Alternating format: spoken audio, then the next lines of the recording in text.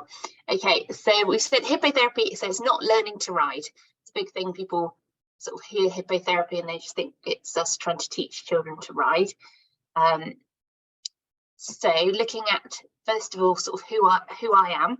So I'm a highly specialist physio, so I worked over 20 years in the NHS, in neuromuscular, sort of clinical lead, special schools community, but also qualified in hippotherapy over 10 years ago, and recently set up Equine Therapy Centre to include all therapies, sort of the short breaks. So today, what we're going to look at is sort of hippotherapy, what it is, what the benefits. I've got some little video clips so you can see the kind of thing that you do within hippotherapy, bit of a criteria, and where to find out more in your local hippotherapy may be available. So there are lots of variations, sort of hippotherapy. Hippotherapy is Greek, well, hippo is Greek for horse, so that's why it's hippo. So it was a water horse, is a hippopotamus, and hippotherapy is obviously using the horse as therapy. So there are lots of sort of variations. So there's sort of therapeutic riding, which is more of teaching the child to ride rather than a sort of physio on horseback, which is more of the hippotherapy side of it. The equine facilitated therapy, which is more of the sort of psychological, a lot of the emotional connections with ponies. It's definitely sort of increasing more recently, and you get people, you don't have to have any particular qualifications. And there's lots of different aspects. So you got people that are working sort of mostly, they won't get on the pony, they'll be walking or, you know, sat next to the pony or talking to the pony, brushing the pony, and just leading the pony from that point of view. And then there's a lot of sort of overlap with equine assisted therapy, which again goes on to some of the sort of riding as well. So some children and adults would ride a horse, but a lot maybe on the ground, so more of the connection with the horse as well. There is Riding for the Disabled, which is a big sort of organisation across the UK to allow children with disabilities to ride and learn to ride. And they tend to be a charity, so they are often funded or have a small amount that you can pay. And it does get confusing because there is some hippotherapy through Riding for the Disabled as well that is available. So it's just looking what's around you. And there is vaulting, so some people have seen sort of more gymnastics on horseback as well, and hippotherapy. So hippotherapy, what is it? In the UK, it has to be a qualified physiotherapist, OT, so occupational therapist, or speech and language therapist that's then completed additional training for hippotherapy. It's now a university course, the additional training, but currently, you know, when I did it sort of 12, 13 years ago, it was sort of an extra course. So we went for a few weeks, we had to do assignments on sort of choosing the right horse and how the different horses react, you know, change different tone, things like that. And we looked at lots of sort of how to best use the horse to help the child. So hippotherapy uses symmetrical, rhythmical and 3D movements of a horse to provide the therapy. It's not learning to ride, but it's physio on horseback. So using all those movements that feed back through the child to try and help their development. We use a soft fleece on the pony generally, just so that you can, or the child can, or adult can feel the warmth. This helps often to relax tight muscles and also allows them to go in many different positions. So you'll see sort of through the talk, there is lots of different ways that we can use it, and that gives that sort of constant and dynamic feedback to the rider. So what are the possible benefits? So from the speech and language side of it, there is the aids communication. So often I've seen children with autism that will really react and interact with the horse a lot more than they may with other people around them.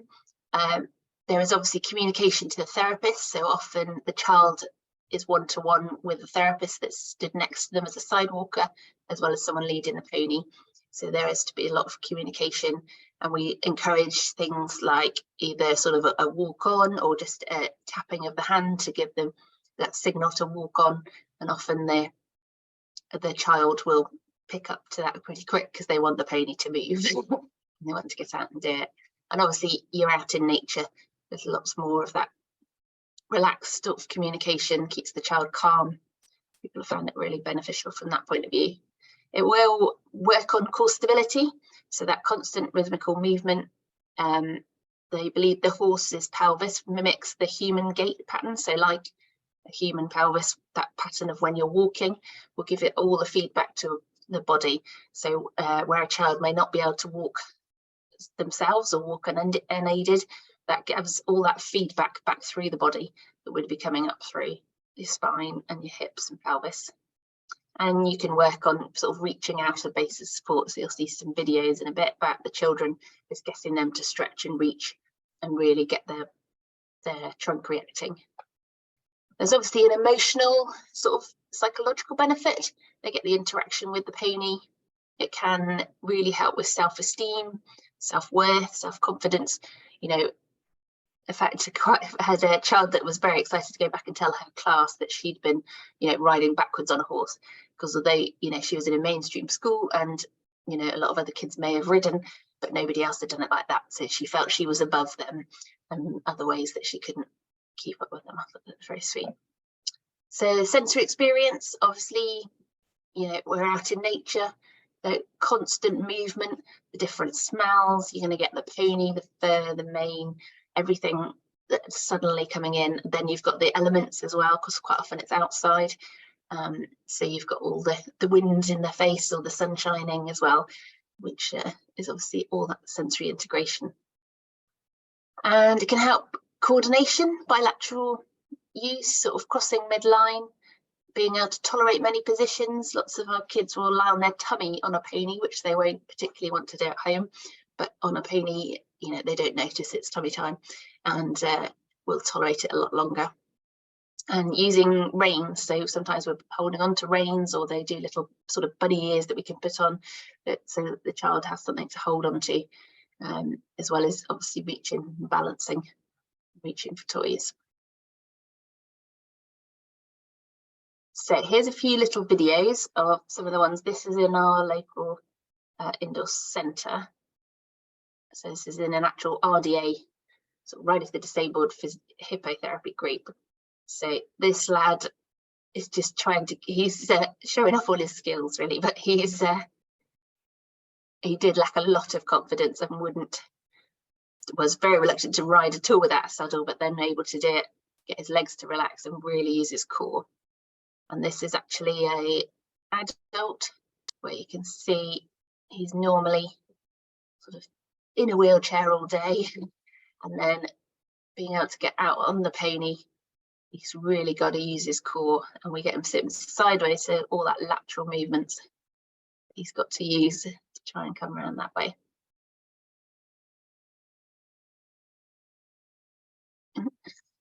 Right. Okay, so these are little smaller ones. So we've got a lot of reaching here.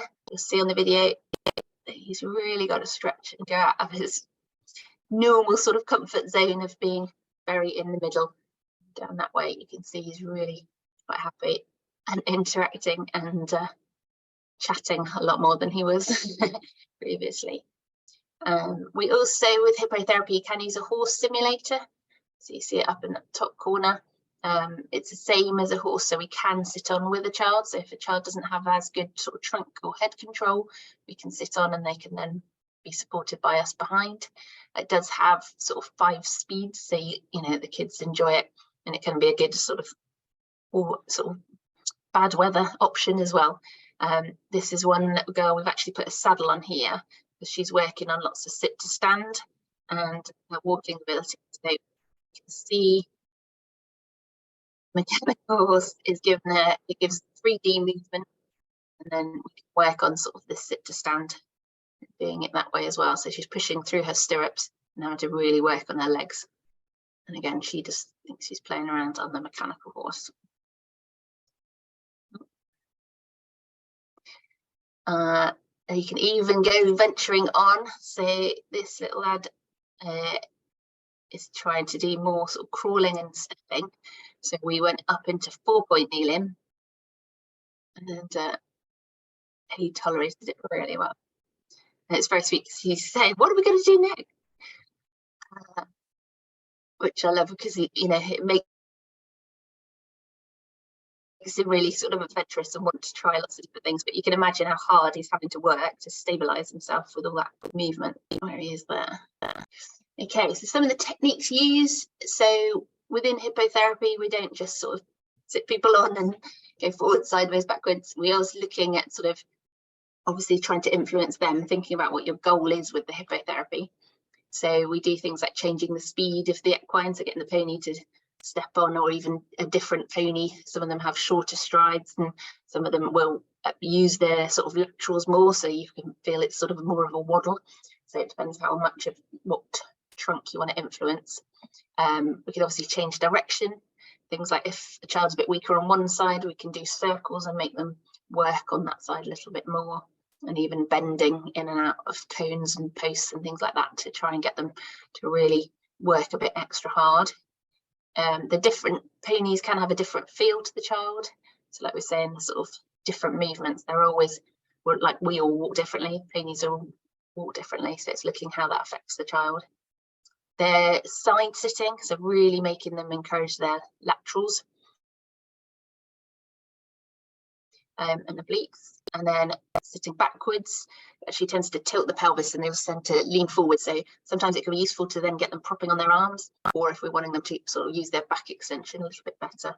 See, we saw the 4-point kneeling, even high kneeling we've tried. Different kids, that can really work. And then there's different places, so you can go in an arena, you can go in the field, you can go out for a walk down the lane, depending on what you're encouraging that child, or getting the interaction with nature. And lots of reaching out of the base of support and rotation as well, because so many of the kids are very static and symmetrical and straight. We do quite often put one foot across the front, adds a bit of asymmetry in, and then obviously the trunk's got to work hard, and it's getting a whole new feedback from it that way. So you see this little girl, she came to us a few days, and by the end she was really sitting up straight, loved going out for a walk under the trees, so it would really encourage her to sit up nice and straight and get a great posture. So some of the physiological effects, they've shown it improves gross motor function. Again, this is a different mechanical horse on the bottom here, which has got the horse sort of simulator, we call it, where it's got all the screens in front. So down at Hartbury, they've got the ones like this that they can, the child can then have a mountain they're trying to climb, or even jumps that they can do. So improves gross motor function, improves core stability, tries to improve that gait pattern and speed. Quite often, sort of, they've looked at timing of walking and your actual walk speed. It can be improved because you're matching more of where the horse has been. Bilateral coordination and balance, and respiratory as well, because all that moving around, you're going to help dislodge things and make them increase, deeper breath that way. So who can it help? Any child with developmental delay, anything where they're in a condition where there has been tonal changes. So it can be if they are high tone and more spasticity, the warmth and relaxation, we can go that slightly slower pace and help relax those muscles. And we notice, to start with, some of the kids we will sit on sideways because their hips are very tight and tense. And then once those muscles relax a little bit, we can turn them around and put their legs into abduction to really give them a big stretch in those hips. So cerebral palsy, or lots of genetic conditions, autism, obviously with the infantile spasms that have then caused any different, you get the variety of different things that it may have impacted on. So it can be just a bit of help with the coordination and balance. Might be a bit more of the sort of strengthening, might be a bit more of the stretching those tight, tense muscles. There's lots that it can obviously help, and we do get a lot of very positive results from the children, with autism, that will then be a lot calmer. They get the interaction with the ponies, as well as the physical ones that we obviously see, where we can stretch the legs, and even the adults I've been working with more through the RDA are able to tell me that their legs feel better after, and it is nice for them just to have that relaxation. There are precautions. I wouldn't say there is strict exclusion, but we do normally wouldn't treat children riding with a scoliosis over 40 degrees, because there is some belief that it may make the scoliosis worse. That does vary, and it depends on consultants and depends what the child's always done and things like that. Spinal surgery, so just being aware of it sometimes with the rods and things that can cause problems. And obviously hip dislocations. So again, some children do have a dislocation and it doesn't give them any pain, and the consultants are all happy, so we can carry on. But it's being aware of it and making sure that the therapist that assesses them for it is aware of it, and that we can check that the child isn't in pain with it. Poor head control, so generally we would be stood each side of the child, so we would hold, so as long as the child's got some sort of trunk support and can hold themselves, at least the top half sort of up. But there is children I've worked with quite poor head control, and we've done it sat behind them or even sat on the mechanical horse and things that way, and then we can build them up, and slowly you can see the head control really strengthen. And the only other precaution they say about is uncontrolled epilepsy, like with anything, just so that we know what's going on and keep everybody safe. There is evidence, there's sort of building evidence, I'd say. It's very difficult because obviously there's so many variable factors with children doing something like additional, like the hippotherapy. But a great sort of extensive literature search that came out in 2019, 78 studies into hippotherapy. It's hard to get any randomized control because there's so many variables, but they definitely could prove there was positive effects and prove it's beneficial. And I've worked over 10 years and I've seen it really, it does help, and there's a lot of very positive improvements and progress that the children can make. The recent questionnaire I did with some of our hippotherapy visitors, and they said that it's therapy by stealth, where the child was too busy having fun to realise he was working hard physically.